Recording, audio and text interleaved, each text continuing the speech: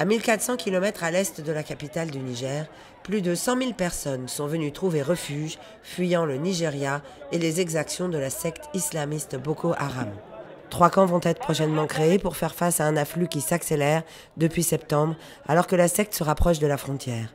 Gagamari est un camp d'accueil provisoire où sont rassemblées près de 13 000 personnes, arrivées depuis l'attaque il y a 3 semaines de la ville de Damasak, à 30 km à l'intérieur du Nigeria.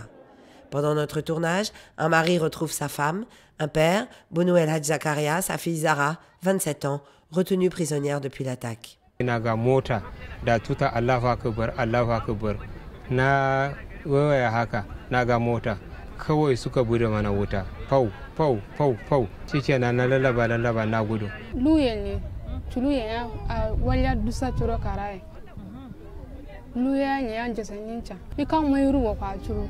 À la rivière, certains ont pu traverser, d'autres ont dû attendre la nuit, d'autres se sont noyés. Ceux qui ont été rattrapés ont été tués. Les jeunes garçons ont été enrôlés de force, comme les 2 frères de Zara, les femmes emprisonnées dans des maisons et réduites en esclavage. Beaucoup de déplacés, nigériens ou nigérians, trouvent refuge chez des parents. C'est le cas de ces 3 enfants, encore vêtus de l'uniforme de l'école qu'ils portaient le jour de l'attaque. Ils n'ont pas revu leur mère depuis lors. La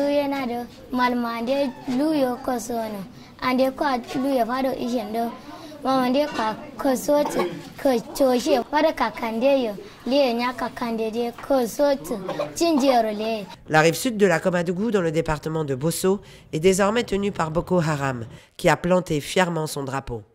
Ce face-à-face rend nerveux les Nigériens, alors que l'armée nigériane a fui depuis longtemps, parfois sans tirer un coup de feu. Et tout le monde retient son souffle, en espérant que la secte islamiste ne traversera pas la rivière.